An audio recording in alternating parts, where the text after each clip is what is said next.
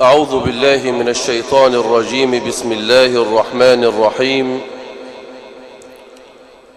الحمد لله الذي خلق فسوى والذي قدر فهدى والذي أخرج المرعى فجعله غثاء أحوى سنقرئك فلا تنسى إلا ما شاء الله. الحمد لله الذي وهب الغنى للعالم والجاهل ويسر الثراء للعامل والعاقل، ثم حاسب كلا بما قدمت يداه، وجعل أكرم الخلق عنده من خافه واتقاه. الحمد لله رب المشارق والمغارب، خلق الإنسان من طين لازب، تلطف به فنوع له المطاعم والمشارب، وحمله في البر على الدواب وفي البحر على القوارب. وندعوك يا ربنا دعاء المستغفر الوجل التائب أن يحفظ جمهورية مصر العربية من كل شيطان حاضر أو غائب. وأشهد أن لا إله إلا الله وحده لا شريك له، شهادة متيقن علم بأن الوحدانية لله أمر لازم لازم. سأل أحد الصالحين ولده وقال له يا بني ادع الله لي، وكان الغلام عمره لا يتجاوز 5 سنوات، فدعا لأبيه قائلا له يا أبتاه أسأل الله رب العالمين أن يجعلك آدمي التوبة إدريسي المكانة نوحي العمر إبراهيمي الوفاء إسماعيلي الوعد شعيبي التوفيق هاروني الشجاعة موسوي الشفقة أيوبي الصبرة عيسوي البساطة محمدي الخلق. وأشهد أن سيدنا وقائدنا وإمامنا وشفيعنا محمدا عبده ورسوله صلى الله عليه وسلم.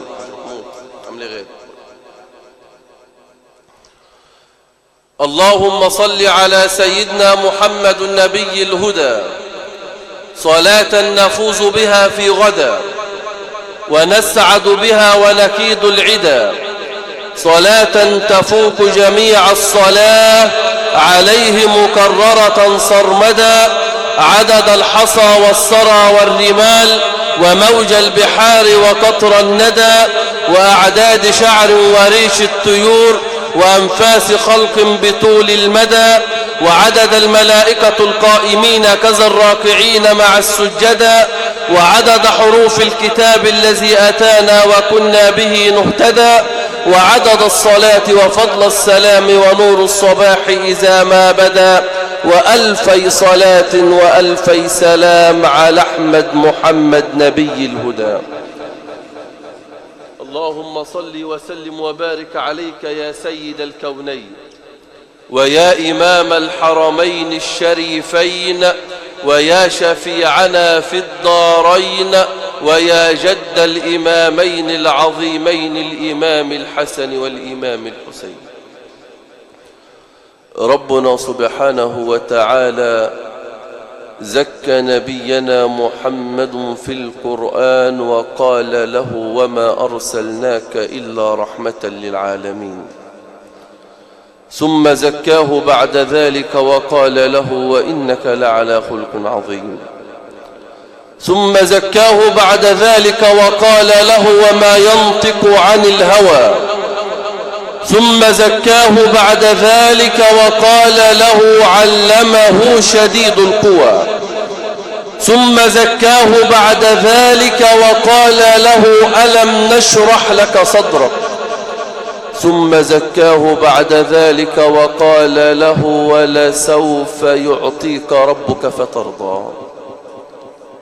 صلي عليه القائل من صلى علي واحدة صلى الله عليه 10، ومن صلى علي 10 صلى الله عليه 100، ومن صلى علي 100 صلى الله عليه 1000، ومن صلى علي 1000. ماله يا رسول الله؟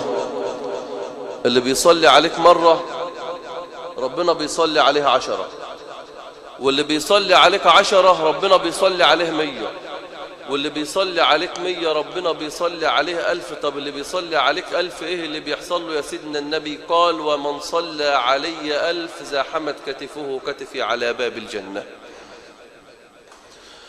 قال مادح يتمدح حضرة النبي بسور القرآن الكريم فكان مما قال في كل فاتحة للقول معتبرة حقت صلاتي على الممدوح بالبقرة. في آل عمران خدم شاع ذكره رجالهم والنساء استوثقوا خبره. من مد للناس من نعماه مائدة عمت فليست على الأنعام مقتصرة.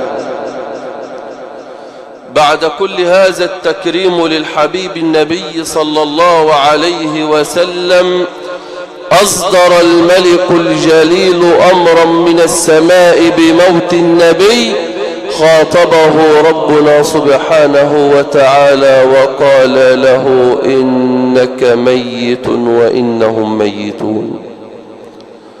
أصدر الملك الجليل أمرا من السماء بموت النبي، فنزل جبريل على قلب البشير النذير محمد صلى الله عليه وسلم وقال له يا محمد عش ما شئت فإنك ميت، واحبب من شئت فإنك مفارقه.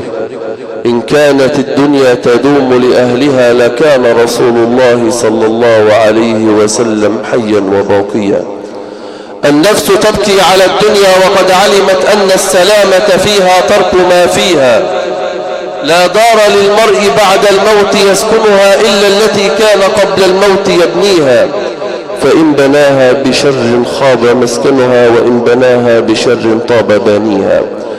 كما روى لنا الإمام البخاري عن عبد الله بن عمر أن الحبيب النبي صلى الله عليه وسلم قال مفاتيح الغيب 5 لا يعلمهن إلا الله.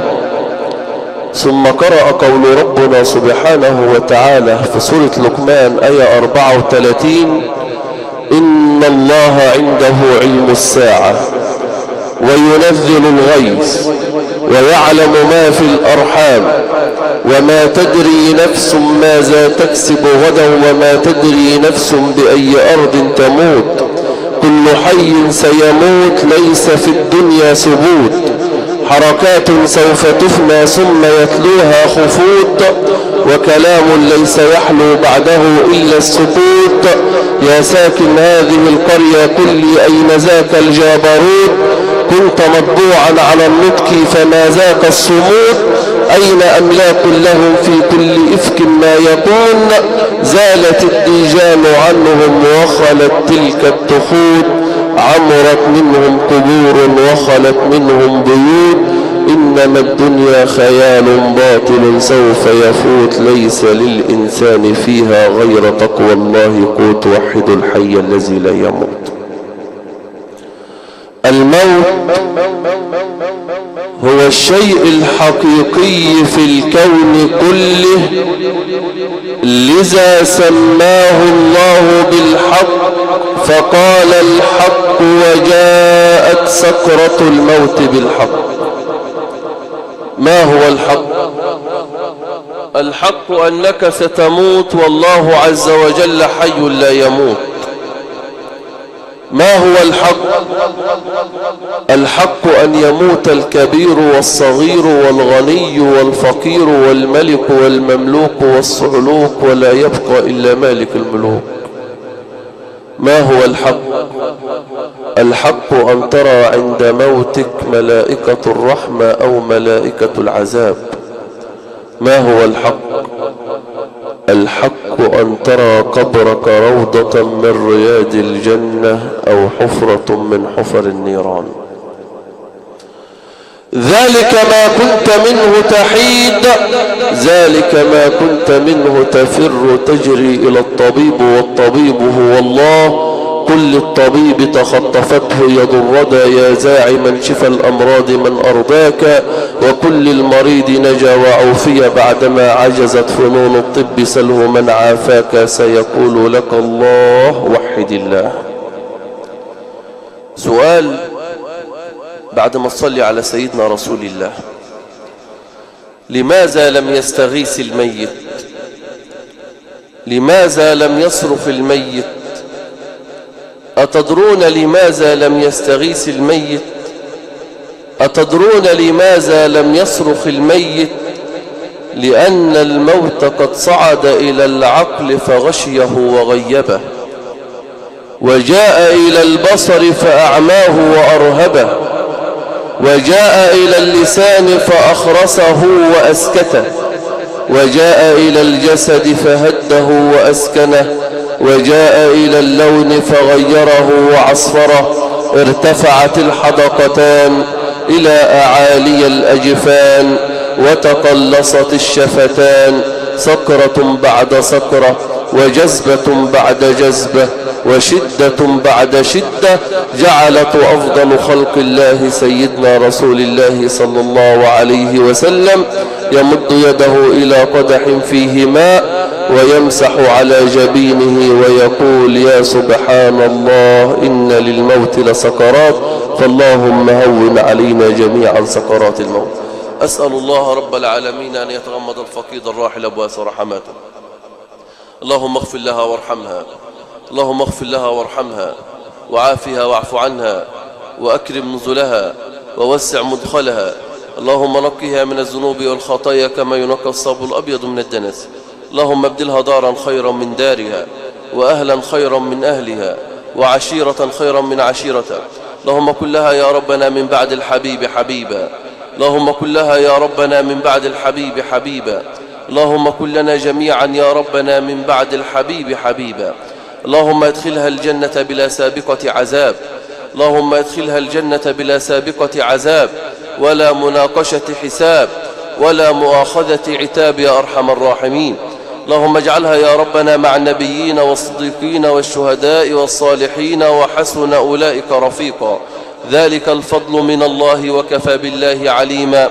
ربنا تقبل منا إنك أنت السميع العليم، وتب علينا يا مولانا إنك أنت التواب الرحيم، واهدنا ووفقنا إلى طريق مستقيم ببركة القرآن العظيم، وببركة من أرسلته رحمة للعالمين. وآخر دعوانا أن الحمد لله رب العالمين.